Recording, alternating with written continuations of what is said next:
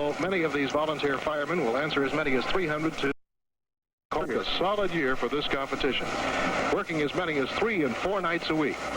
Actually, it involves more than just one sport because we have a racing, takes a little gymnastics, it certainly takes a great deal of strength, and essentially timing, because it's always against the clock. It's a speed competition. When you come right down to it, I guess there is a lot of little boy left in all of us. We've always been fascinated by fire engines, and that's why we think you're going to enjoy this spirited action here today. And the first competition we're going to be looking at is the motor hook and ladder Class C. Now, this vehicle will start 450 feet from the arch. It's a very fast start by the truck. Then the ladder will flip off by the 3 ladder men, and the climber, even before the ladder's in place, will start up. As soon as he gets to the top, he touches, and that will trip the switch and stop the clock as the truck goes on under the arch. This is the team called the Islip Wolves, and they have won more firemen's competitions than any other team in the competition. They were champions in 47, 59, 61, and 65. The vehicle, a 56 Ford with a 66 Hemi Chrysler engine in it, and the driver getting ready to go at the signal from the starter is Dick Eccleston.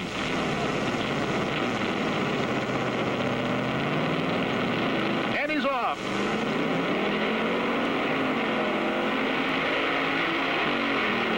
Now jamming on the brakes, the ladder goes down, good position, up goes the climber. And he touches at 11.31 seconds for the Islip Wolves. This is just one of the many competitions that you're going to be seeing. And coming up as sort of the climax is the exciting Bucket Brigade. But right now, let's focus our attention on the St. James Wildcats, the 57 and 66 champions. Fiberglass rebuilt 32 Ford with a 427 tunnel port Ford engine. Bill Coward is the driver. The laddermen in position. They have to beat 11.31. That's the first time, the best time so far, posted by the Islip Wolves, and off go the St. James Wildcats.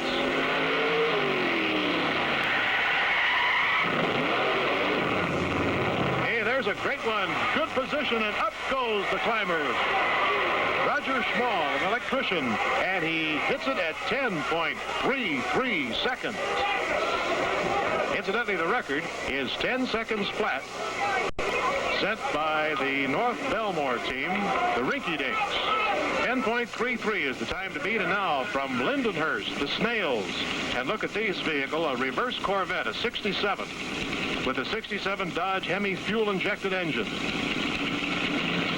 The driver, Ted Sabian. Yes, sir, he needs the crash helmet with this rig.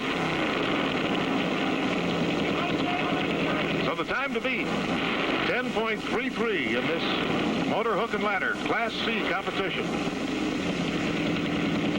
These men working a full year for this annual outing. All right, the course is clear and they're off.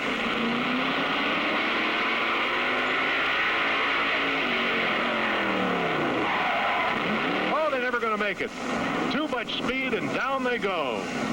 And so Lindenhurst, the Snails, will have to wait another year.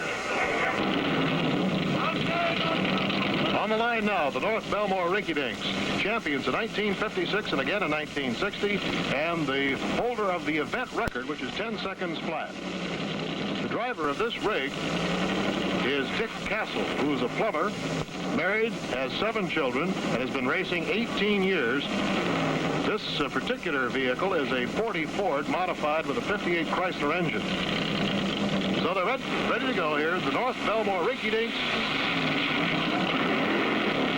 revving it up. The time to beat, 10.33 seconds, set by the St. James Wildcats. They're off.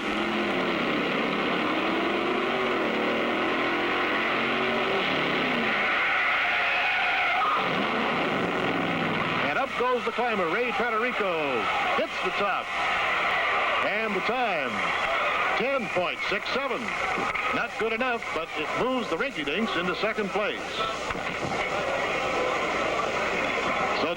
So time to beat, 10.33 for first, 10.67 for second, and now the Port Washington Rowdies with Curly Salerno in the cockpit. In a 60 Ford pickup with a 60 supercharged Cadillac engine. The climber is Johnny Zahn. Uh-oh. Trouble for the Rowdies, and they're disqualified from this event. Couldn't get the ladder up. The timing wasn't just right, and I think you begin to see how important timing and teamwork is in getting things just right between driver and the laddermen and the climber. The Albertson Slowpokes up next. Their vehicle, by the way, is a 46 Henry J, a little hard to find these days.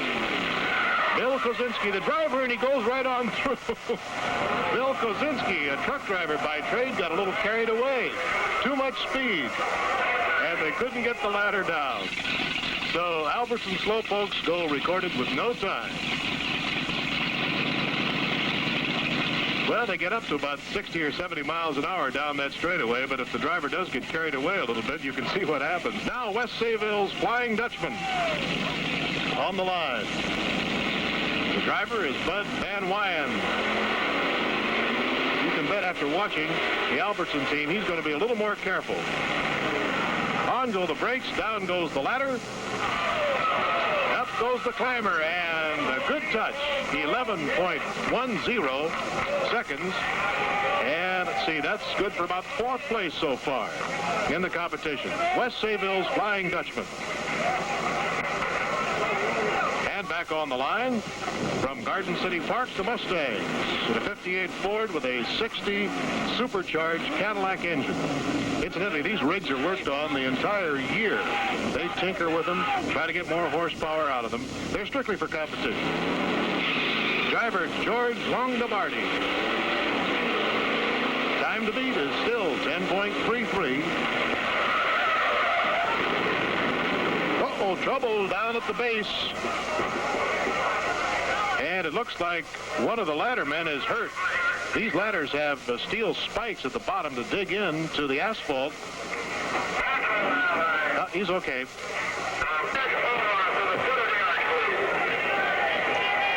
The Westbury Long Island Turtles, the only team that has a chance now to defeat the St. James Wildcats, who had the 10.33. Driver Bob Kammer getting patted on the back by his teammates. Their vehicle is a 56 Ford pickup with a Chrysler Hemi engine in it. And their climber is a fellow by the name of Dennis Small, who was a policeman in the city of New York. So they're set to go. Off they roar down the 450-foot straightaway.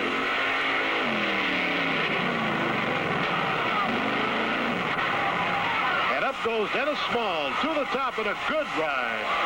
Up to 10.93, but that's not quite good enough. So that's it, and officially, the St. James Wildcats with a time of 10.33 have won it. In second place, the North Belmore Rinky-Dinks, and in third place, the Westbury Turtles with a time of 10.93. Now, let's talk to the captain of the St. James winning team. Well, now I'd like you to meet Mickey Mustovich, who's the team captain of the St. James ladder team. And, Mickey, you must be very happy watching your team victorious from the sideline. I sure was, Bill. Mickey, just out of curiosity, how many fires would your group answer in a year's time? Well, we average about 125 annually. Is that a lot? No, by no standard, no, not a lot. Who would have the most, let's say? I'd estimate it to be Deer Park, about 1,200. Wow. That's about 4 a day, isn't there? Something like that. Something like that, yeah. They must have a hard time finding time to practice. They do. They come out on and off through the years. It's pretty hard to get a team organized and keep them together, especially keeping the young ones. We go looking for college boys, especially. That youth, you can't beat it. Mickey, congratulations to you, and thanks for joining us. Thanks, Bill. Mickey Mustovich, the team captain of the St. James ladder team. And here in slow motion, the key to victory, a solid tripod base for the climber to go up, and a winning effort by the St. James Wildcats. We'll be back shortly with the Class C hose competition, where 4 men and a driver compete against the tremendous force of water and the clock, plus the exciting bucket brigade. Thank you, Keith. Back here in Syracuse, New York, we're getting ready for the longest distance event in the fireman's competition. This is the Class C motor hose, where 4 men are on the back of the truck. The truck races down to a hydrant where 2 men drop off, connect the hose to the hydrant, and the truck speeds up, takes 2 more men to the nozzle line. They, in turn, when the water comes gushing out, fire it at a target 25 feet away. This is a tough, grueling event, and takes a tremendous amount of timing to win it. This is Plainview Plainsmen from Plainview, Long Island. And their rig is a Model A frame with a 64 Dodge Hemi engine. The record, incidentally, is 1440, set by Iceland in 1963. And now the nozzle goes on, the water comes out, and there's the target. And it is 16.82. That's a little bit above the record, but a good effort by the Plainview Plainsmen. You'll notice now that each team brings its own adapters and connectors to the hydrant, and also their own hoses. And they take great pride in having this equipment just in perfect shape. The North Belmore Rinky-Dinks, who placed second in the Class C ladder competition, you'll recall, just a little bit earlier. And as Dick Castle, the driver, the plumber with 7 children, gets ready to go, so do his teammates.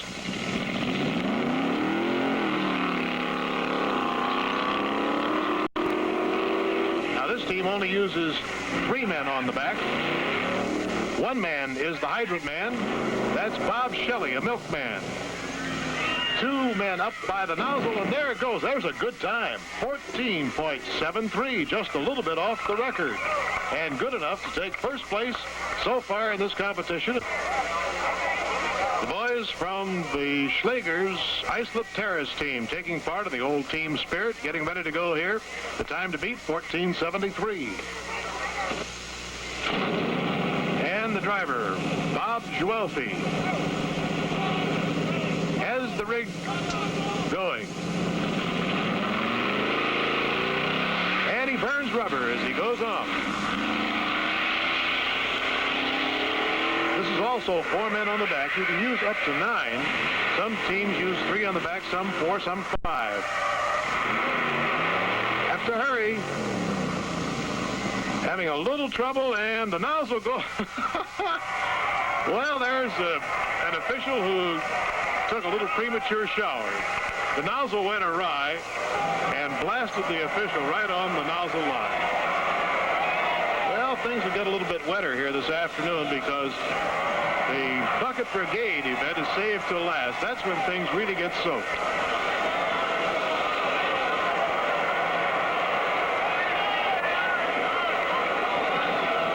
Well, I'm sure you've all heard the old baseball poem, Casey at the Bat.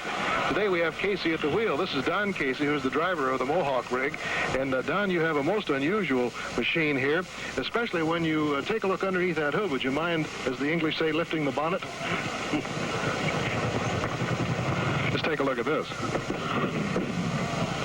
What you're going to see is twin 4-barreled carburetor 427 Chevy engine.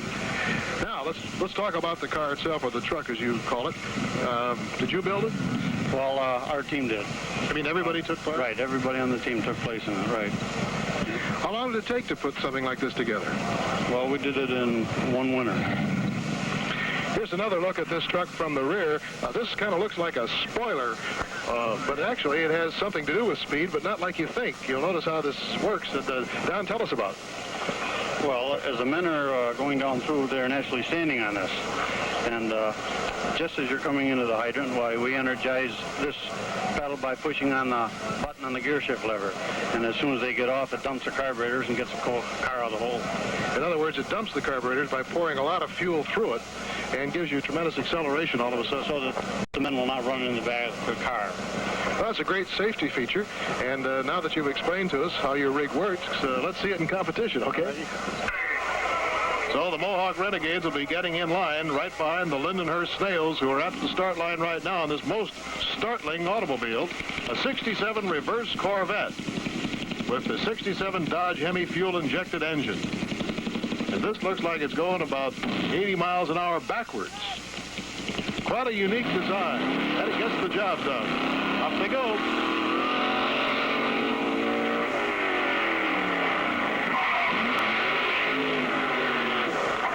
Right on the hydrant.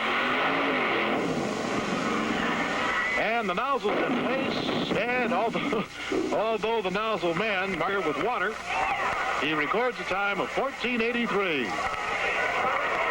Very good time indeed. The Lindenhurst Snails. Now on the line, the Mohawk Renegades with Don Casey at the wheel in that rig that we saw just moments ago. The time to beat, 14:73. Look at this one go. It really smokes the tires. And they're on the hydrant. The nozzle's on. And he's got it at 14:89. And that looks right now to be good enough for fourth place in the competition.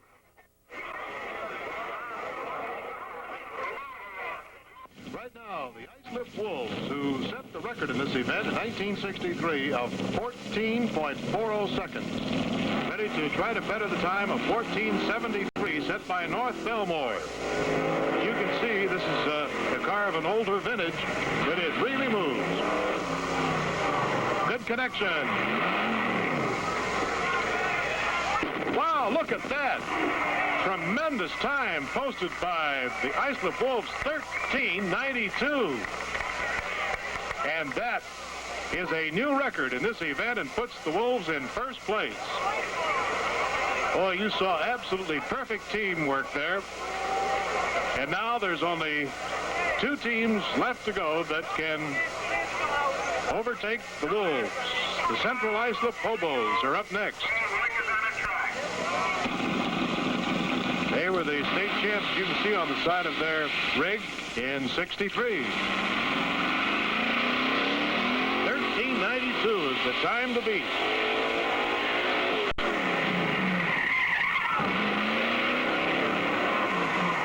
They're in.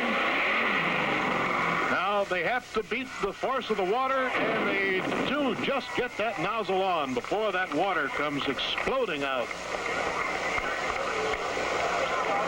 So the time is 14:91, almost a full second slower than the Islip Wolves. Incidentally, don't forget the Texas Open Golf Tournament tomorrow from the Pecan Valley Country Club in San Antonio.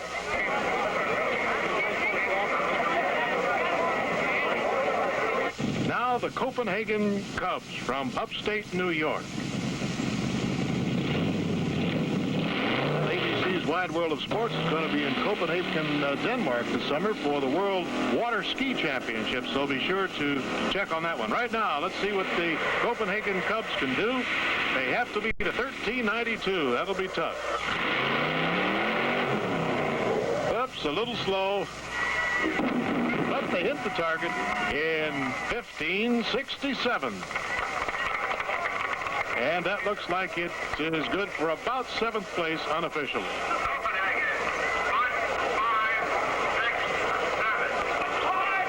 And now here it is, the official results. The Islip Wolves setting a new record of 13:92. North Belmore's Rinky Dinks get another leg on the overall championship. They are in 2nd place, and the Lindenhurst Snails 3rd. Well, it's official now. The Islip team has won in a record time of 13:92, and as you can see, they're a very happy bunch of guys. Dick, congratulations to you. This is Dick Eggleston, the driver. Thank you. I know it was a great team effort. Right, it was. There's a lot of work put in by the boys. A lot of hours. How many times a week do you practice? 2 to 3. 2 to 3 nights, right. All during the year? Right. No, just during the summer months. Right. What do you do personally? I mean, for a living? I work for the New York Telephone. Right. Well, I think what we ought to do is take a look at what's under the hood here, if the fellows wouldn't mind lifting it so we can see it. Right, fine. You want to pick it up, Mike? Can you lift the hood? Take the hood up, please. This is a 1941 Ford body on it. What's the chassis? The chassis it's a 41. Also Ford under it. Right. Modified somewhat. Now, the engine itself is what? It's a 427 Ford. Fuel injected. With a Harman & Moody fuel injection, correct. Well, I'll tell you this. You got them down the course, and they did their job, and it resulted in a record-breaking time. It's interesting to note that you had the old record, and you broke that by a half a second. That's really astounding. Exactly. Timing and work, it all comes in. Dick, congratulations. Congratulations, fellas. Okay. And the course is now clear for the final event of the day in the firemen's competition, the old-fashioned bucket brigade. The wettest of all sports. 12 men on a team, and the record to fill a 45-gallon drum in this competition is 24:08, set by Oyster Bay in 64. 4 men up the ladder, 8 men to the trough. And those canvas pails keep going up and down. This is the team from Lindenhurst. These are the Snails. We won't have to do much commentary in this sports event. It's self-explanatory, isn't it? And there it is. It's filled, and the time is 29.14 seconds by the Lindenhurst Snails. That's a pretty good time. About 5 seconds off the record. It's wild, isn't it? And the poor fellow who is down below lifting has one of the toughest jobs of all, because he called the Bayshore Redskins. Time to beat, 29:14. The lifter here is Bill Murray, a cab driver, and the man topside.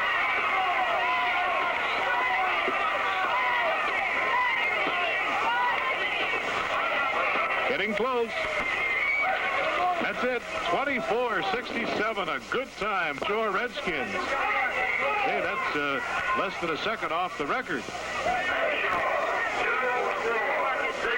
24:67. The time set by the Bayshore Redskins, and that is good for first place so far. And now the North Belmore Rinky Dinks. They were second in the C ladder, second in the C holes, hoping for a first hit. Too, you'll see some younger boys there at the back, some trough men.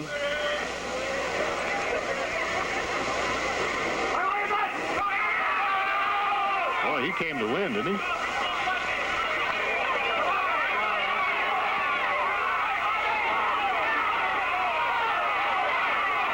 Listen to this cheering. They're really organized.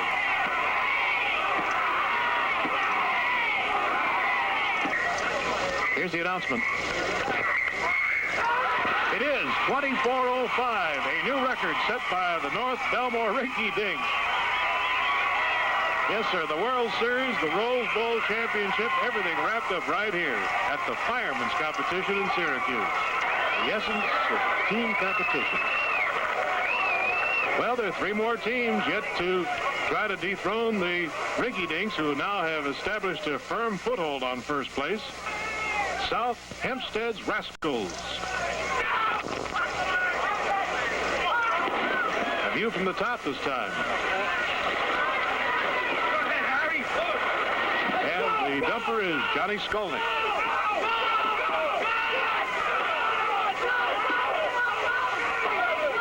And the lifter, Bobby Bean.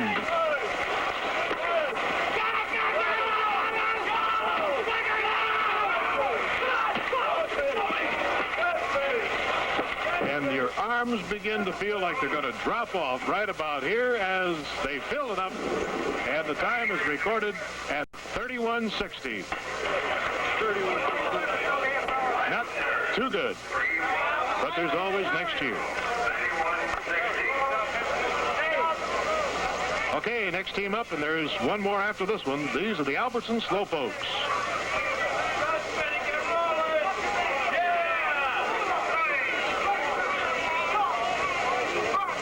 Time to beat, 24:05.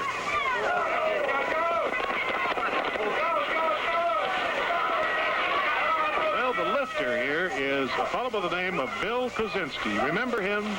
He was the truck driver who got a little carried away earlier and is going to try to redeem himself here for speeding through the arch, disqualifying his team in the C ladder competition.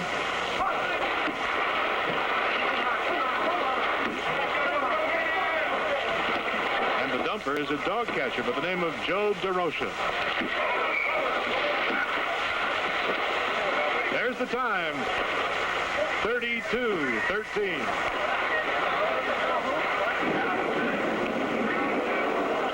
Now there's one team to go. This team, Central Islips Hobos. And they have a 24:05 to beat. A very spirited team.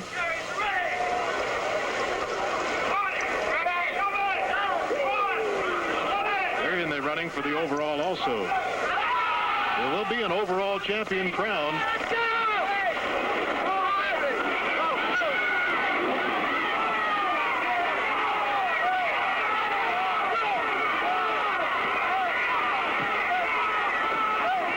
And they're about halfway home.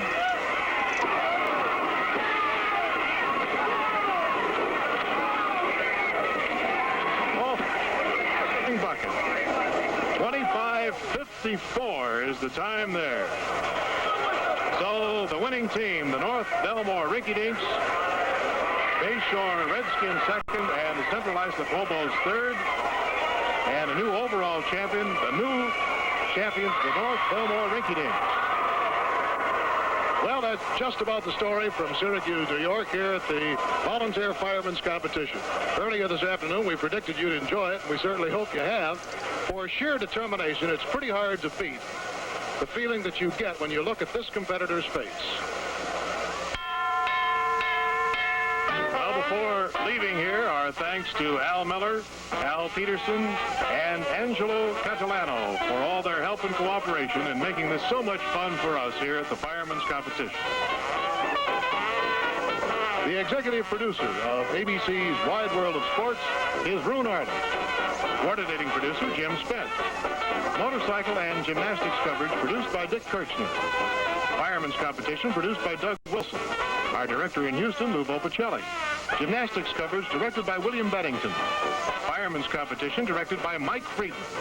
Associate directors, Joe Assetti, Larry Cam, and Bernie Hoffman. Technical directors, John Irvine, Mort Romanoff, and Roy Silence.